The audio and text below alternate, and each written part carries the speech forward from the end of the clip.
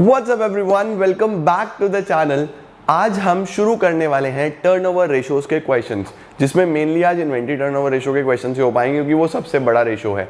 तो 3-4 questions inventory turnover ratio के बढ़िया एक्सीलेंट क्वेश्चंस आज देखते हैं और देखते हैं क्या क्या चीजें हैं जो एग्जाम में उसमें से पूछी जा सकती हैं। तो आइए जल्दी से कॉपी पेन ले आओ, लेट्स बिगिन।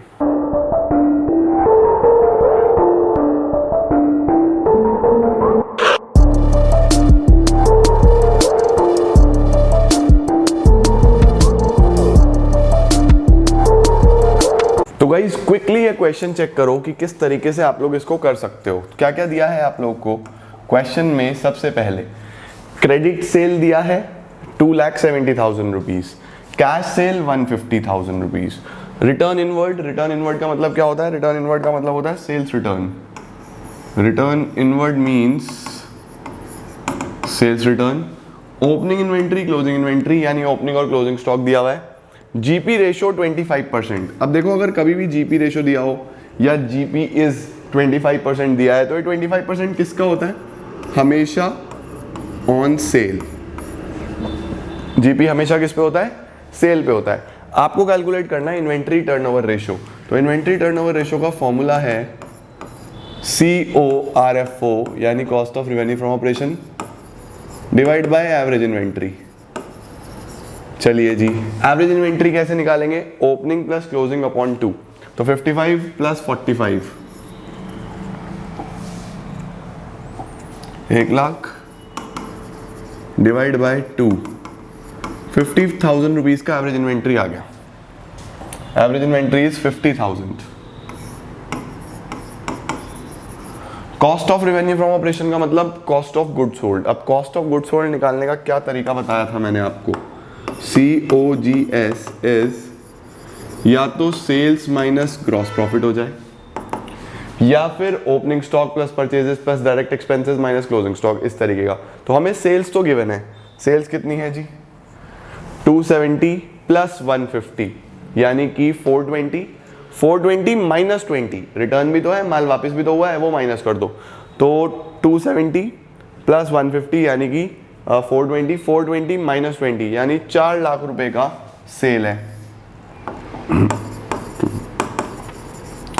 ग्रॉस प्रॉफिट और मिल जाए। ग्रॉस प्रॉफिट 25% ऑन सेल है, सेल का 25%। तो सेल थी मेरे पास 4 लाख, 4 लाख का 25% कितना आ जाएगा? 1 लाख।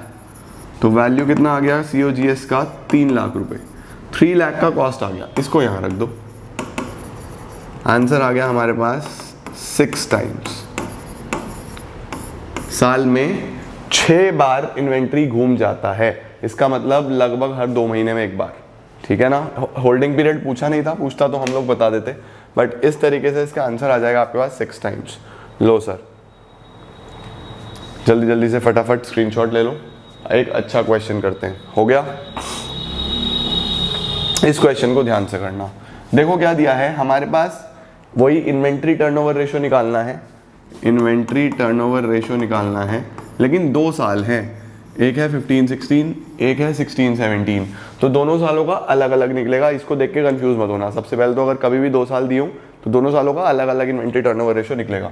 ठीक है सर, एक काम करते हैं, हम लोग लिख लेते हैं इन्वेंट्री टर्नओवर रेशो फॉर 15-16 का यहाँ पे लगा दूंगा, 16-17 का यहाँ पे लगा दूंगा। Cost of goods sold divide by average inventory. अब तो शॉर्ट में लिख सकता हूँ, cost of goods sold divide by average inventory. क्या क्या गिवन है? इन्वेंट्री ऑन 31 मार्च यानी क्लोजिंग स्टॉक दिया हुआ है। क्लोजिंग इन्वेंट्री 7 लाख इस साल का 17 लाख। अच्छा जी, अब यहाँ पे देखो मुझे एक बात तो समझ में आती है, जो मेरा पिछले साल का क्लोजिंग होगा वो अगले साल का ओपनिंग होगा या नहीं होगा? भाई 2016 एंड का जो इन्वेंट्री है वही तो April 1, 2016 होगा या नहीं होगा? यानी अगर मैं बात करूं 2 साल का हमें दिया हुआ है, देखो इस तरीके से। एक है 2015-16 यानी 1 अप्रैल 15 से शुरू हुआ, 31 मार्च 16 पे खत्म हुआ, फिर 31 मार्च 17 पे खत्म हुआ। ठीक है? ओपनिंग में पता नहीं, यहाँ पे 7 लाख और यहाँ पे 17 लाख। अब देखो ये इस साल का क्लोजिंग है भाई, इस साल का क्लोजिंग है अगर, तो अगले साल का ओपनिंग भी तो यही है 31 मार्च 16 पे जो क्लोजिंग है वही अगले साल का ओपनिंग है।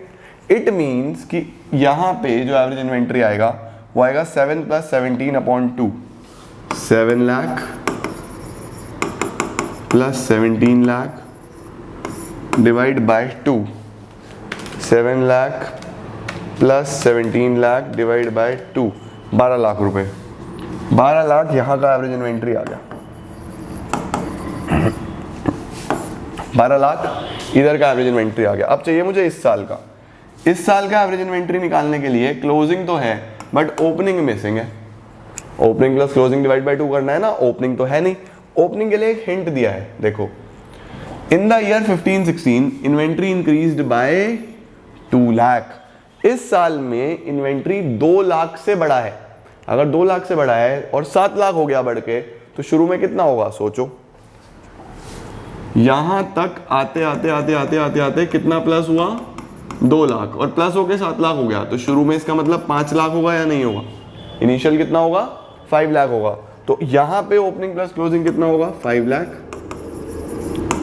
+ 7 लाख डिवाइड बाय 2, 12/2, 6 लाख। इसका एवरेज इन्वेंट्री आ गया 6 लाख। इस साल का एवरेज इन्वेंट्री है 6 लाख। अब हमें चाहिए COGS। COGS के लिए हमें क्या चाहिए sir, cost of good sold के लिए हमें चाहिए सेल्स माइनस GP, 15-16 का और 16-17 का। सेल हमें गिवन है, देखो RFO मतलब सेल, रेवेन्यू फ्रॉम ऑपरेशन मतलब सेल।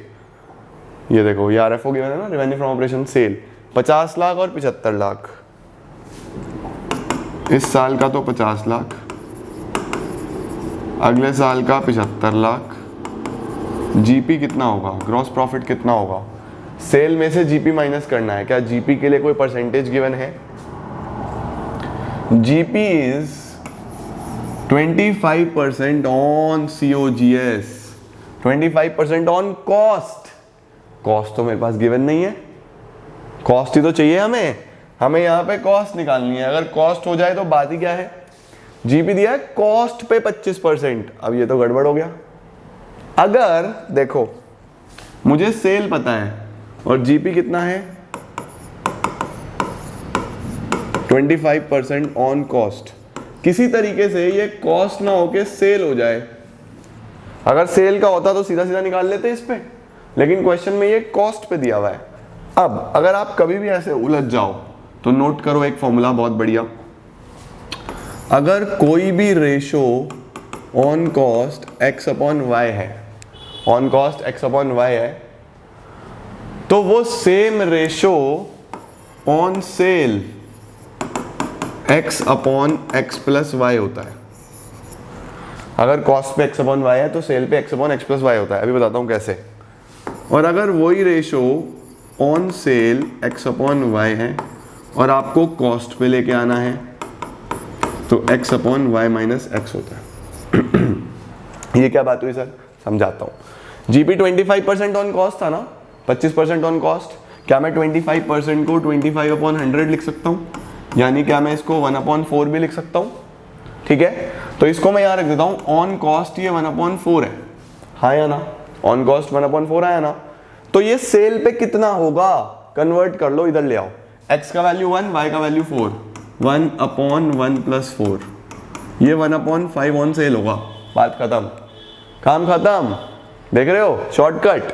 अगर 1/4 ऑन कॉस्ट है तो ऑन सेल कितना होगा, 1/5। बहुत अच्छी टेक्निक है ये। दूसरी बात देखो, अगर सपोज सेल पे दिया होता, मुझे कॉस्ट पे चाहिए हो। लेट सपोज किसी क्वेश्चन में GP सेल पे दिया हुआ है बट आपको कॉस्ट पे चाहिए, तो सेल से कॉस्ट पे ले आना। इसे लेके चलते हैं। सपोज सेल पे 1/5 है, वेरीफाई भी हो जाएगा। अगर सेल पे 1/5 है तो कॉस्ट पे कितना होगा, देखो x का वैल्यू 1, y का वैल्यू 5, 1/5 - 1, 1/4 ऑन कॉस्ट आ गया। देखो कॉस्ट पे 1/4 था या नहीं था, समझे। अभी इस क्वेश्चन में देखो 1/4 ऑन कॉस्ट था तो 1/5 ऑन सेल है। यहाँ मुझे पता चल गया ये 25% की जगह 1/4 ऑन कॉस्ट था ना, तो 1/5 ऑन सेल आ गया। हमारा काम हो गया। सेल हमें पता है, सेल का 1/5 GP है। एक और एग्जांपल से समझाता हूं तुम लोग को। लेट सपोज 50% ऑन कॉस्ट होता। सपोज कितना होता, 50% ऑन कॉस्ट, तो 50% का क्या मतलब, हाफ 1/2। तो कॉस्ट पे अगर 1/2 है तो सेल पे कितना होगा, 1/1 + 2, 1/3 ऑन सेल। ऐसे करना है, कॉस्ट पे दिया हो तो सेल पे कन्वर्ट कर लो, अगर सेल पे चाहिए आपको परसेंटेज। सपोज सेल पे दिया हुआ है यही 1/3 और आपको कॉस्ट पे चाहिए 1/2। आ गया नहीं आ गया? एक टेक्निक तो ये है, ठीक है। दूसरी टेक्निक क्या है, आपके एग्जाम में ना एक फिक्स्ड ही रेशोज आती हैं, ये आपको पता होना चाहिए, लेकिन आपके एग्जाम में ना एक फिक्स्ड परसेंटेजेस ही आती हैं। तो मैं एक टेबल बनवा देता हूँ, बस वो टेबल याद रख लेना, काम हो जाएगा। कैसा table, suppose on cost on sale, बस याद रखना कि पहले कॉस्ट आता है फिर सेल आता है। ऑब्वियस सी बात है, पहले माल बनेगा तभी तो बिकेगा, तो पहले कॉस्ट आएगा। कॉस्ट पे सपोज 100% है या 50% है या 33% है या 25% है या 20%। तो अगर जीपी ऑन कॉस्ट 100% है तो वो ऑन सेल, इसके नीचे वाला लिख दो, 50 हो जाएगा। कॉस्ट पे अगर 100 है तो सेल पे 50 होगा। कॉस्ट पे 50 है तो इसके नीचे वाला सेल पे 33.3333% होगा। सेल पे अगर कॉस्ट पे 33 है तो सेल पे 25% होगा। कॉस्ट पे 25 है तो सेल पे 20% होगा। कॉस्ट पे अगर 20 है तो सेल पे 16.6667% होगा। बस आपको ये याद रखना है, बाकी तो सेम टू सेम है। 100 से शुरू कर लेना, अगर 100 है तो 100 पे 50, ये वाला नीचे वाला, 50 पे 33, 33 पे 25, ये पूरी टेबल होती है।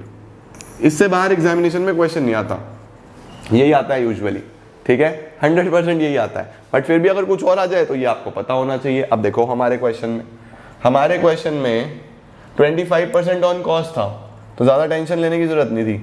अगर 25% ऑन कॉस्ट था तो सेल पे 20% ही आना था। देखो सेल पे 20% आया होगा, 1/5 आया या नहीं आया, सीधा सीधा कैलकुलेशंस, ठीक है। सिमिलरली सर अगर सेल पे दिया हो कॉस्ट पे आना, तो इधर देख लो, सेल पे 50 है तो कॉस्ट पे 100 होगा, 33 है तो 50 होगा। ये पूरी टेबल काम करती है। तो ये दोनों टेक्निक्स हैं जो बहुत कम लोग आपके साथ डिस्कस करेंगे, बट मुझे तो करनी है तो मैंने कर ली, ठीक है। अच्छा जी, चलिए अब जीपी 1/5 ऑन सेल आ गया, हमारा काम हो गया। सेल का 1/5, 50 लाख का 1/5 कितना हो जाएगा, सीधा सीधा 10 लाख, और 75 का 1/5 सीधा सीधा 15 लाख। तो 50 - 10 is 40 lakh and 75 - 15 is 60 lakh. आ गया। तो कॉस्ट पहले साल का 40 लाख है जी, COGS यहाँ पे रख दिया।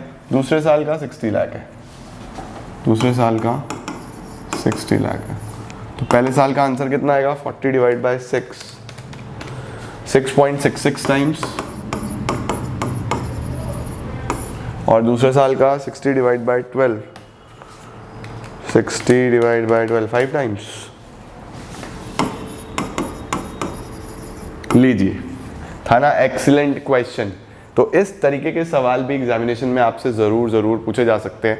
और ये कॉस्ट सेल का जो मसला है ना, ये बहुत कंफ्यूज करता है। तो मैं इसको एक बार शॉर्ट कर देता हूँ थोड़ा सा। ये तो क्वेश्चन हो गया आपका, इसका सॉल्यूशन हो गया। बट जो बच्चों के लिए मेन बात है इस वीडियो से सीखने वाली, वो ये है, ये कॉस्ट सेल वाला फंडामेंटल। इसका भी स्क्रीनशॉट ले लो, तुम्हारे काम आएगा। तो इस तरीके से आप लोग को इन्वेंट्री टर्नओवर रेशियो के क्वेश्चंस करने हैं।